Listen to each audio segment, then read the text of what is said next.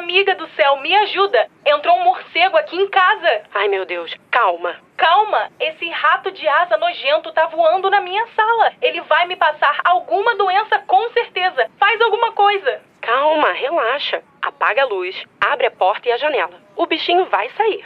E ele não é um rato de asas. Não precisa ter esse medo todo. O morcego não faz mal nenhum ao ser humano. Claro que faz. Ele é sujo e transmite raiva. Só servem pra atrapalhar. Mas é claro que não, cara. O morcego é um mamífero igual ao gato e ao cachorro. Eles são super limpinhos. Nem todo morcego transmite raiva. E além disso, eles são super importantes para o ecossistema e para nós também.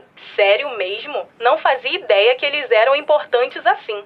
Ok, tô mais tranquila agora. Para você ver, eles ajudam a controlar insetos, polinizam plantas e ainda espalham sementes pela floresta. Inclusive, tem um lugar aqui no Brasil que foi reconhecido internacionalmente pela importância dos morcegos. A Ilha Grande, no Rio de Janeiro. Caramba, que legal! Não sabia disso.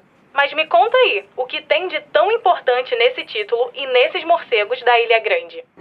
Muitas vezes incompreendidos e até temidos, os morcegos desempenham um papel essencial na natureza. Além de polinizadores naturais e dispersores de sementes, os morcegos colaboram para o controle de populações de insetos e pequenos vertebrados, ajudando a manter o equilíbrio dos ecossistemas. Na Ilha Grande, um verdadeiro santuário ecológico no estado do Rio de Janeiro, esses mamíferos encontraram um refúgio especial. E agora, essa região acaba de receber um título internacional importantíssimo. Foi reconhecida como uma área de importância para a conservação dos morcegos, ICON. Para entender melhor o significado dessa conquista e a importância dos morcegos na Ilha Grande, eu, Catarina Ribeiro, estagiária da Rádio UERJ, e Charbele Estrela, da Divulgação Científica da Pró-Reitoria de Pós-Graduação e Pesquisa, convidamos Luciana Costa.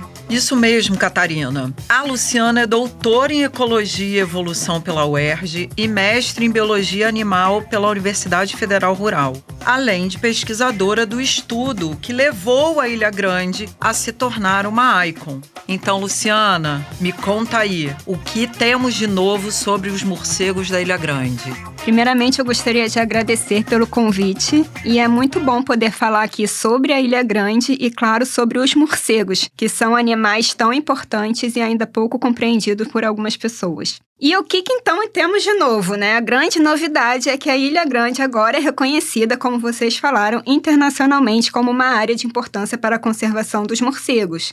Esse é um título dado pela HELCON, que é a Rede Latino-Americana e do Caribe para a Conservação dos Morcegos. Por isso que ela é considerada internacional. Esse reconhecimento veio porque nós pesquisadores da UERJ, registramos 37 espécies de morcegos na ilha, o que torna a região uma das mais ricas de todo o estado do Rio de Janeiro. E, mais do que um título, isso é uma forma de chamar a atenção da importância desses animais. Professora, a gente queria saber o que levou a Ilha Grande a ser reconhecida como uma área de importância para a conservação dos morcegos, né?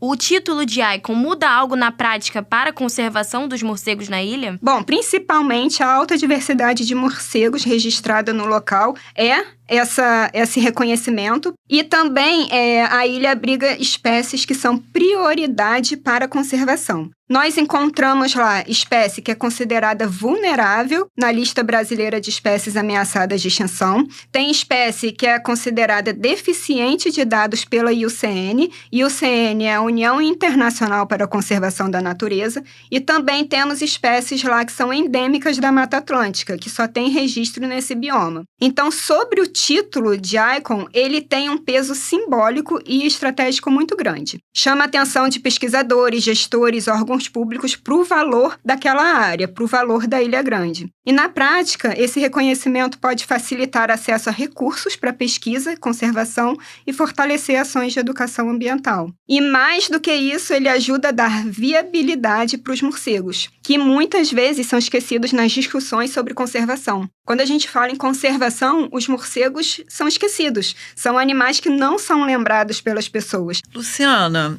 como você disse, a Ilha Grande abriga 37 espécies de morcegos dessas diversas categorias, né? Do status dessas espécies, vulneráveis, enfim. Isso representa quase a metade das espécies registradas no estado do Rio de Janeiro até agora, né? Porque é sempre até agora. Isso.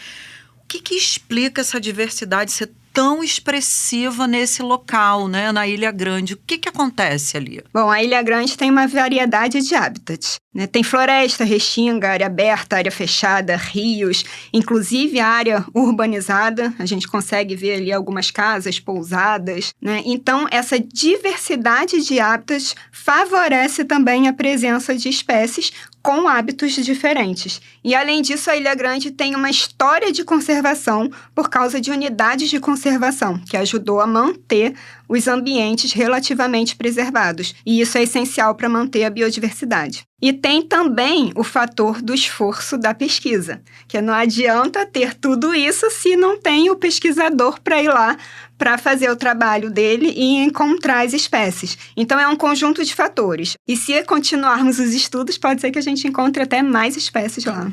Luciana, você falou muito sobre como a Ilha Grande é um ambiente com uma diversidade muito grande de habitats e tudo mais. E falou da continuidade da pesquisa. A gente queria saber como funciona o método de pesquisa das espécies de morcegos, da captura, identificação, monitoramento e o que é esperado para dar continuidade dessa pesquisa. Bom, o mais tradicional que os pesquisadores usam é a captura com redes de neblina. É uma rede bem fininha, com uma linha muito fina, por isso que tem esse nome de neblina, porque quase não dá para perceber, quase não dá para ver.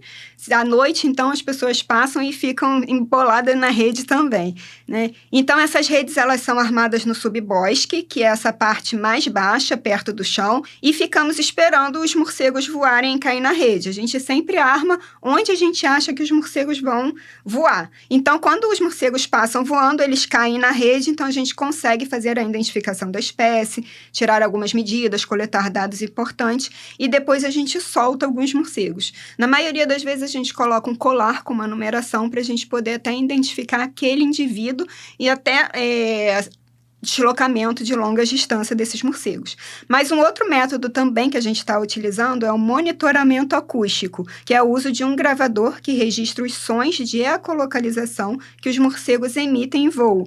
É tipo um radar natural, a ecolocalização é tipo um radar natural, que eles usam para se orientar e encontrar alimento. Então, o aparelho grava, a gente pega esses sons, vai em laboratório e passa uma chave que a gente chama, que é uma chave de identificação, para ver se a gente consegue chegar até a espécie que passou voando naquele local e não caiu na rede de neblina.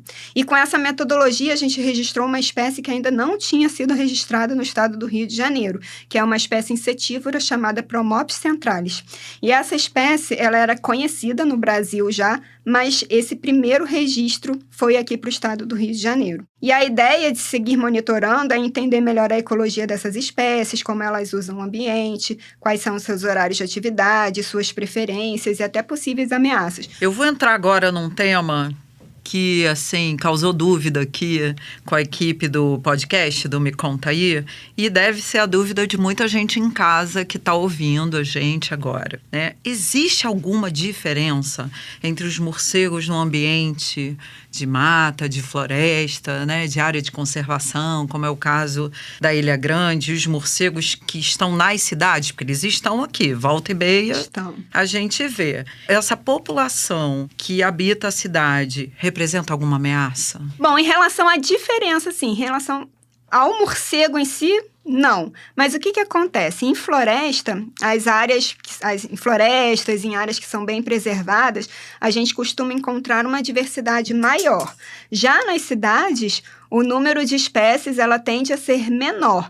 E algumas, elas se adaptam muito bem ao meio urbano, né? Mas esses morcegos, eles não representam uma ameaça em si. Eles prestam serviços ecossistêmicos fundamentais, como o controle de insetos, por exemplo. Inclusive, eles se alimentam de mosquitos mosquitos que podem transmitir doenças. E eles também fazem dispersão de semente, polinização de algumas plantas, né? E claro que a gente precisa ter um cuidado, porque ele é um animal silvestre. Eles devem ser respeitados. E o ideal é não tentar manipular os morcegos. E importante destacar aqui que os morcegos, eles são, novamente, animais silvestres e por isso eles são protegidos por lei. A gente não pode matar, perseguir os animais silvestres. Então tem gente que fala assim, morcego é uma praga, vou matar os morcegos. Então não pode fazer isso pelo simples fato de serem animais, né? Serem seres vivos e você não pode fazer o sofrimento animal, mas também porque ele é protegido por lei. Então, partindo da ideia de que os morcegos eles também estão presentes no ambiente urbano, a gente sabe que muitas pessoas têm preconceito com os morcegos, né? Pelo desconhecimento e pelo medo. Então, assim, entrou um morcego dentro de casa, o que a gente faz? Como que a gente resolve? Como a gente tira sem machucar o bichinho ou sem prejudicar a saúde, a nossa saúde, né? A saúde dele e a nossa. Como que as pessoas devem lidar com a existência dos morcegos no ambiente urbano no dia a dia? Esse preconceito com os morcegos ainda é bem comum, a gente consegue ver isso mesmo na prática e na maioria das vezes vem da falta de informação. A primeira coisa é não entre em pânico e não tente pegar os morcegos com a mão. A primeira coisa que eu falo é sempre assim, apague as luzes, abre a janela, abre a porta, espera se for possível, porque às vezes no ambiente que você está você não consegue esperar, mas se você consegue, apaga tudo, fecha, abre as janelas e portas, que provavelmente ele vai voar e vai sair dali.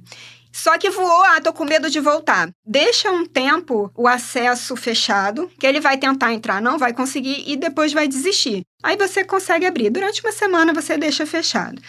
Mas não dá, eu preciso tirar o morcego dali agora. Você pode ligar para o 1746, que é um canal da Secretaria Municipal de Meio Ambiente do Rio de Janeiro. Eles orientam certinho e, se necessário, eles podem mandar uma equipe especializada. Se nada der certo, você precisar tirar o morcego dali, o que você pode fazer com muito cuidado? Você pode usar um balde, uma caixa, tampar o morcego, tentar ter uma luva bem grossa ou uma toalha e tirar o morcego da sua casa. E deixa ali que ele sozinho vai saber para onde ir. Mas isso de pegar o morcego é a última opção que você tem e sempre usar uma luva muito grossa e uma toalha. Tá? E aí, qual é o problema que muitas pessoas têm o medo do morcego? É transmitir a raiva. Sim, os morcegos eles podem transmitir raiva como qualquer mamífero. Então, o que pode acontecer se por acaso você for mordido por um morcego ou arranhado? A primeira coisa, ou até por um gato, por um cachorro, porque essa informação é geral. Né? Você rapidamente lava o local com água e sabão e depois vai imediatamente para um posto de saúde. Esse posto de saúde vai iniciar o protocolo de prevenção da raiva, que é muito eficaz quando é feito a tempo e também se você seguir todo o protocolo. Mas não são todos os indivíduos que têm raiva. Um indivíduo ele pode estar doente, porque o morcego, quando pega o vírus da raiva, ele também morre pela raiva, ele também fica doente. Então, não necessariamente aquele morcego que, porventura, pode ter acontecido um acidente, não necessariamente ele está com raiva. Mas não vamos esperar, né? Se acontecer algum acidente, você precisa ir no posto de saúde para tomar tudo que é necessário. Mas isso não é comum, né, Luciana? Não é comum, não é comum. Isso é raríssimo, mas é uma orientação que a gente precisa dar, porque tem gente que infelizmente não tem esse conhecimento e quer dar leite, quer cuidar do morcego e isso não pode fazer, deixa ele na natureza que o próprio morcego vai saber o que ele vai fazer.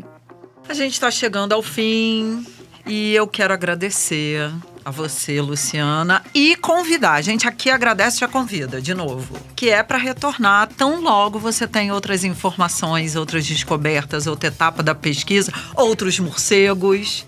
Obrigada. Eu agradeço demais o convite, o espaço de falar sobre os morcegos, que esses animais são extremamente importantes, infelizmente ainda muito mal compreendidos, e falar também da Ilha Grande, que muita gente conhece a Ilha Grande, é conhecido por turistas, não só do Rio de Janeiro, mas internacionalmente, mas poucas pessoas se preocupam em saber que lá tem uma biodiversidade incrível, e porque conhecer é, sem dúvida, o primeiro passo para conservar. Então, muito obrigada. Então é isso, agora a gente já sabe que o morcego não é nenhum vilão de filme de terror, né, Charbelli? Menina, pois é, eles são guardiões da natureza e agora tem um título internacional para fazer justiça a isso. Então bora espalhar essa ideia e ajudar a proteger esses bichinhos incríveis. O podcast Me Conta Aí é uma produção da Rádio UERJ com o apoio da CAPES e da divulgação científica da Pró-Reitoria de Pós-Graduação e Pesquisa. Realização: Centro de Tecnologia Educacional da UERJ.